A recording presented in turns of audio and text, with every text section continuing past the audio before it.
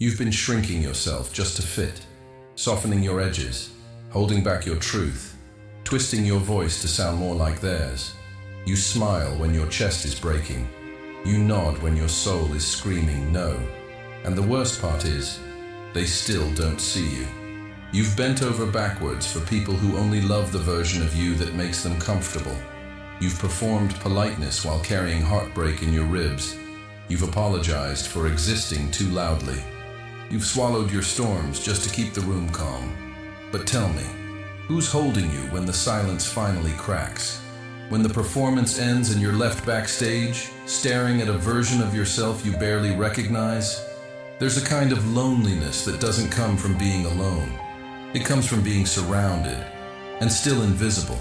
You keep hoping that if you're kind enough, quiet enough, pleasing enough, someone will finally look at you and say, "I see you." You don't have to keep pretending. But that moment never comes, does it?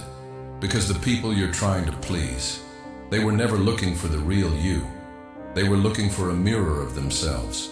And in chasing their approval, you've slowly abandoned your own reflection. So now you sit in rooms that drain you, laugh at jokes that wound you, and call it love, call it family, call it just how things are. But your body knows.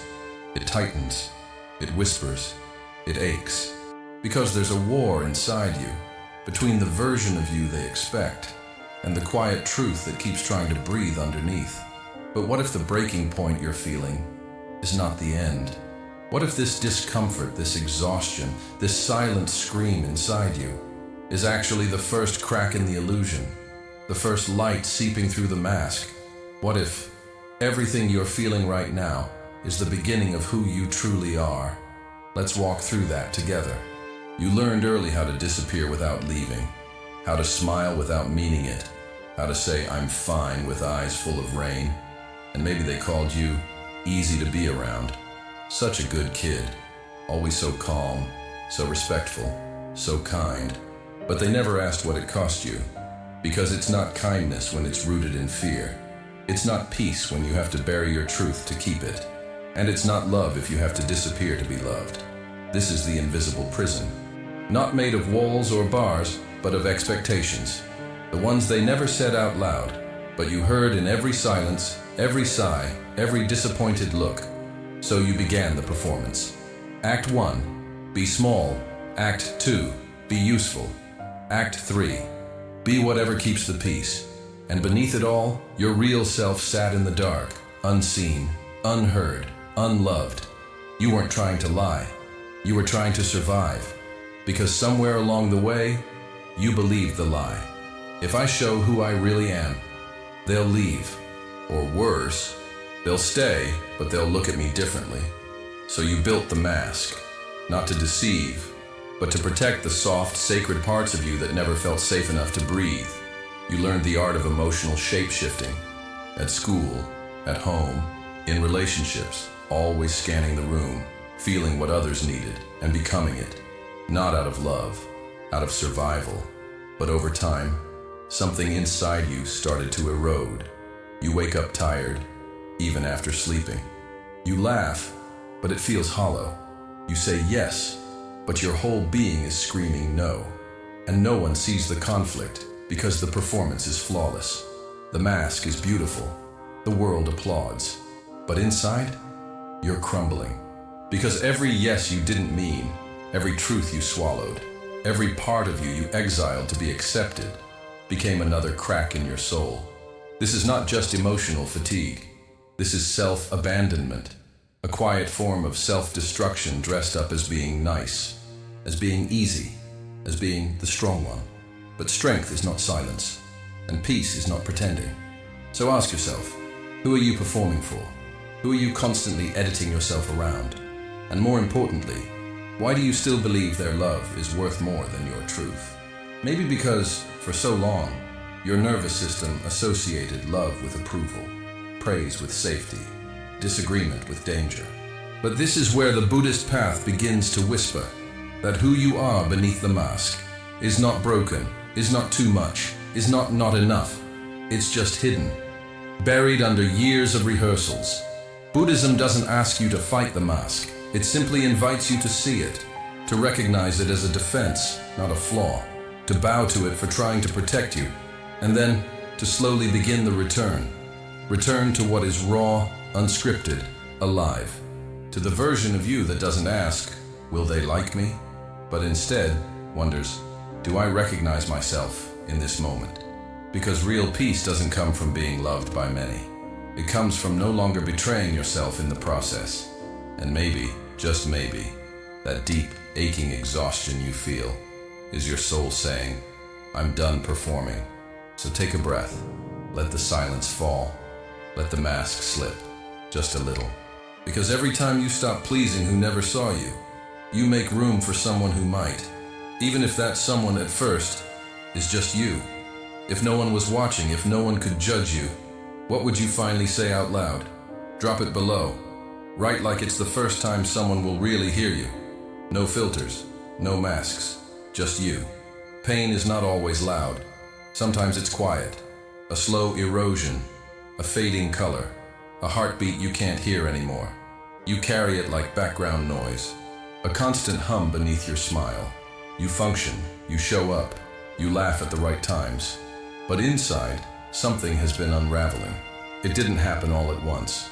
It began with little betrayals, moments you silenced yourself to keep the peace, times you swallowed your truth to avoid the look in their eyes, days you smiled through grief just to be okay for others.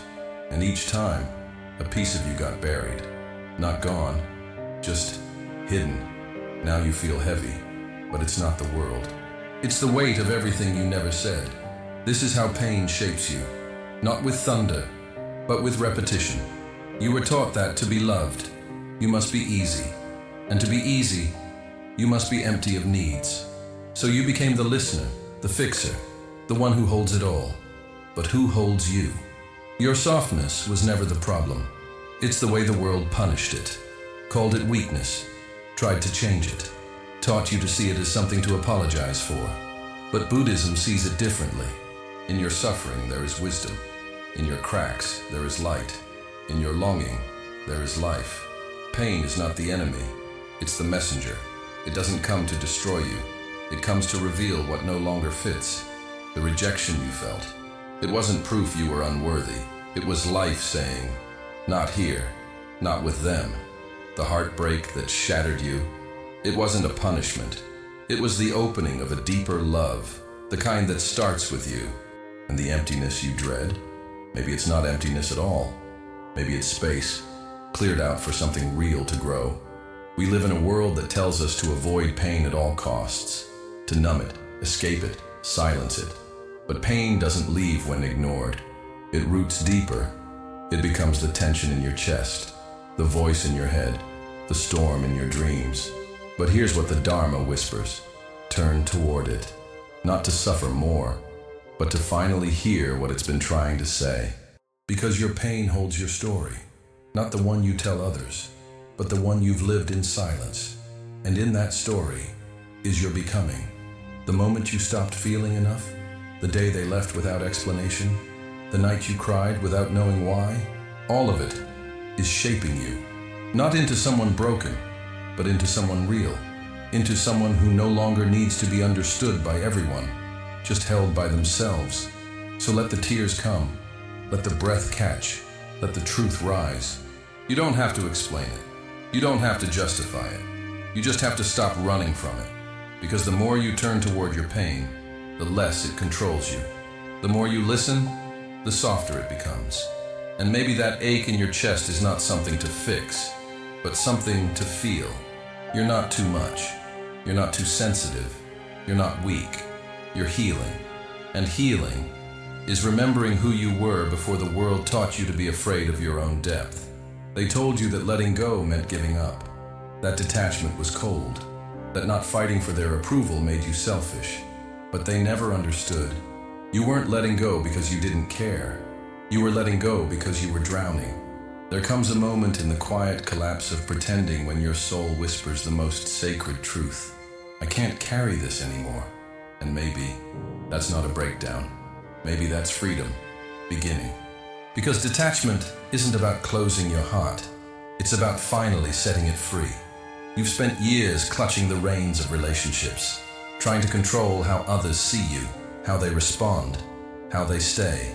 But here's the wound beneath it. You believed love had to be earned, that if you could just be enough, they'd finally choose you, finally understand you. But the truth? They were never choosing you. They were choosing the version of you that didn't scare them, the version that stayed silent, agreeable, convenient. And you started to forget that there was ever a version beyond the performance. But you're still there, under the roles, behind the habits, beneath the exhaustion. And that version of you isn't interested in being liked. She's interested in being whole. He's ready to be seen, even if it means being misunderstood. Because wholeness doesn't come from being accepted. It comes from no longer rejecting yourself. So let go, not as a punishment, as a return. Let go of the people who only loved your silence. Let go of the spaces that demanded your performance. Let go of the internal war that tells you your worth is something to prove. And you'll notice something strange. When you stop trying to be accepted, your truth begins to breathe. When you stop chasing, your presence deepens. When you stop apologizing for your depth, you attract those who can meet it. This is the paradox. The less you cling, the more you feel. The less you explain, the more you're heard. The less you try to be enough, the more you remember you already are. Buddhism speaks of this through the metaphor of water. It doesn't resist. It doesn't force. It simply flows, carving even stone through patience. Your life can be like that. Not rushed, not desperate, but honest. To detach is not to abandon love. It's to stop confusing love with attachment. To realize that letting go of someone's approval doesn't mean you stop loving them. It means you start loving yourself. And when you finally put down the mask, when you stop rehearsing who they want you to be, you'll find something terrifying and beautiful. Your real voice, your real presence, your real peace. Not the peace that's quiet because you're afraid to speak. The peace that comes when nothing inside you is at war anymore. So loosen your grip. Unclench your heart. Take one deep breath and let what isn't yours fall away. Because the weight you're carrying, it was never yours to hold. There's a moment when the noise quiets, when the striving stops, when the roles you've been playing fall to the ground like old costumes, and all that's left is you. No script, no performance, just breath, just presence. It doesn't always come with fireworks. Sometimes it's as subtle as waking up one morning and realizing you no longer care if they approve. That your peace means more than their praise. That your silence holds more truth than their applause ever did. This is not giving up.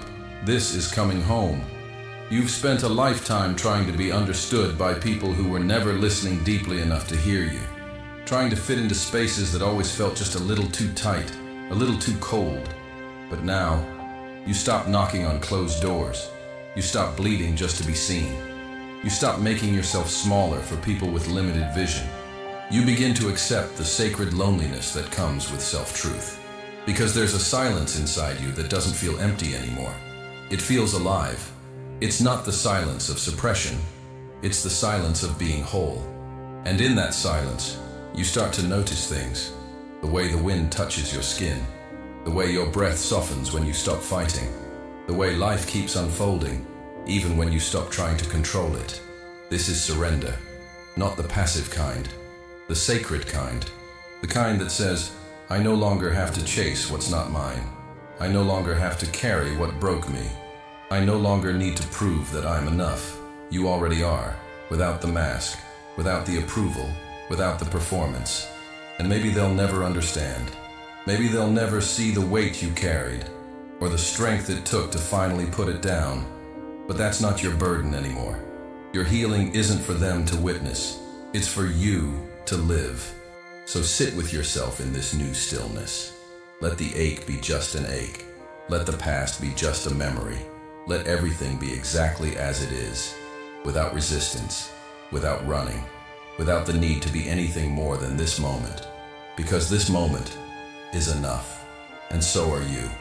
Maybe the peace you've been chasing all your life was never out there. Maybe it was the sound of your own breath, finally unburdened. Maybe it was the stillness that arrives when you no longer reject who you are. So ask yourself now, not with fear, not with urgency, but with the gentleness of someone who is finally ready to live. What if everything you've been running from was never meant to be escaped, but embraced? And what if all you need right now is to stop fighting who you already are?